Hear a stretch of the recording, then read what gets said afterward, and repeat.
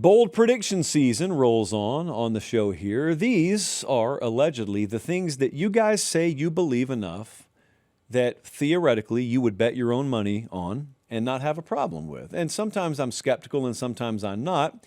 The rule is anyone whose bold prediction rates 9.5 or higher and it hits at the end of the year gets a chalice of supremacy. Let's dive in. First up, out of Mason, Ohio, John Summerall and Florida win 10 games and make the national championship. So let's say at least 10 games, because I'm not going to dock you if they win 11 games. So they won more than 10. Okay, so Summerall wins 10 and they make the college football playoff title game. How crazy would this be? Just to give you an idea, their over-under win total at FanDuel 7.5 to start the year. They're plus 360 odds to just make the playoff. Plus 4,500 to win it all. So yes, this would be a significant upset in the odds market. Do we believe in Aaron Philo or Tramel Jones that much? Not just to have a good solid 9-win year, but to win double-digit games and make the college football playoff title game? Now, their roster's not bad. Roster's not bad at all. Is the line of scrimmage play there? That's the second question after the quarterback question. And can they get to the playoff and win at least 2, if not 3 playoff games? I'm skeptical. So I will put a 9.75 boldness rating on this one. It qualifies for a chalice if it hits. Next up, this one's interesting. Trent from Birmingham, Alabama. The Big Ten wins a 4th straight national championship. Wait for it. The Big Ten wins a 4th straight national title with a 4th different school. So Ohio State is out, Michigan's out, Indiana is out. Big Ten's got to win it, and it's got to be Oregon, USC, Penn State, Washington. This is presumably the pool of teams. Michigan. Oregon's got the 4th best odds to win the whole thing. You would think if a team out of that group is going to win the national title, it would be Oregon. Oregon's primed now. Quarterback, primed. Defensive line, wide receiver, primed. We already talked about them earlier in the show. They're primed.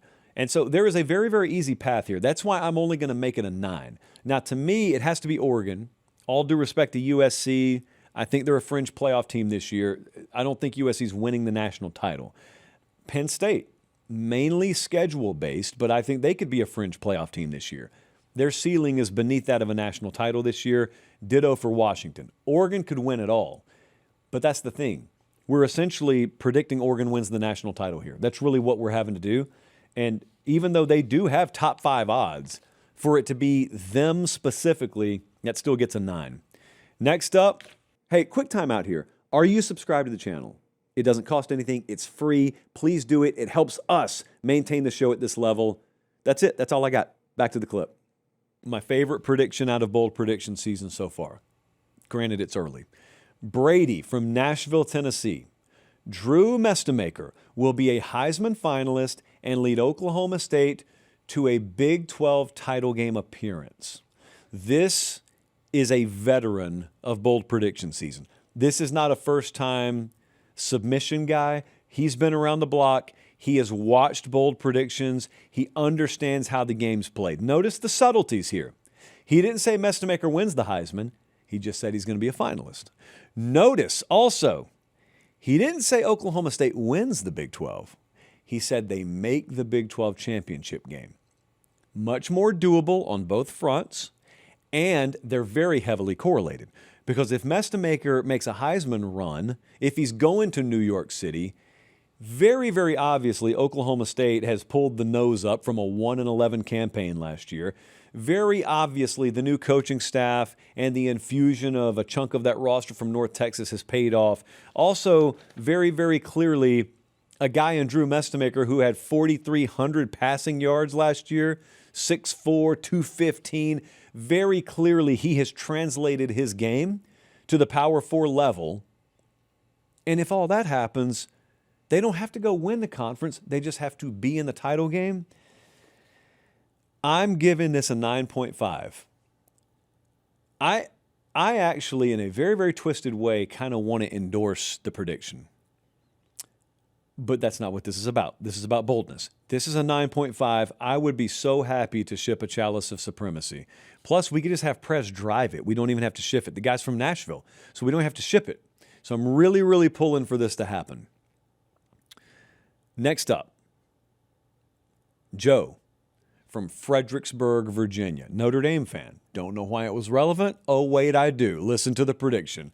Joe predicts neither the SEC nor the Big Ten make the national title game. I struggled with this. I struggled with it because there is a path. There is a very clear path. If we just think about our favorites to win the national title, if you look at FanDuel odds to win the national title, Notre Dame has among the best odds to win it all. They have the second best odds to win it all. Miami has the seventh best odds to win it all. If we get Miami versus Notre Dame in the national championship, then this prediction hits. Here's the problem, potentially. Outside of those two teams, do I see any other team that I think that can make the national title game? If Brendan Sorsby's not playing for Texas Tech, I don't think they're making the national title game. And respectfully, I don't think there's anyone else on that list that can make the national title game. So I think it has to be Notre Dame, Miami. Those are number 2 and number 7 in the FanDuel odds to win it all. But because that has to be the exact matchup, so much has to go right. It's tough to nail an exact matchup. Also, the bracket has to fall right. Like theoretically, they could end up really, really well set to make a run, but they're just on the same side of the bracket, which means they eventually play each other before the title game. And it ends up mathematically, there's no way to have a non-SEC and non-Big Ten matchup in the national title game. So I'm going to make that a 9.5 on the boldness scale. And if you're keeping track at home, 3 out of 4 there qualify if they hit for Chalice of Supremacy. Chalice, of course, for those who are new to the show, is the plural of the word chalice. Don't look it up. Let's talk about something a lot more fun. Children, babies, everyone's having them. This time of year, great time to have children. We highly, highly advocate. We are very pro-child and pro-wedding, especially in the spring. It's not that we're anti-child in the fall. We kind of are anti-wedding in the fall. I understand, sometimes things happen, okay? So I am not anti-child in the fall, but I am very, very pro-child in the spring.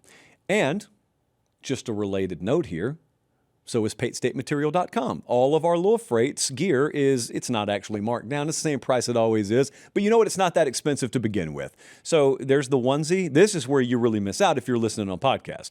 This is where Mitch's people miss out a little bit because you don't get to see the proof of concept. You don't get to see the product up there. Those things move. Those things move to the point where I'm not going to go as far as to say that the existence of Pate State Little Freight's merchandise has motivated couples to have children. I'm not the one saying that. I'm saying people have said it to me. And I'm also saying that, for instance, right after, you do your business, there's the stick. Oh my goodness, 2 lines instead of 1. We got to call mom. We got to call dad. And then I got to DM Pate and let him know we're going to have a kid and we're going to buy Little Freight's merchandise. That's normally the order of things. So if you want to be a part of that, it's a wonderful thing. It's a great feeling.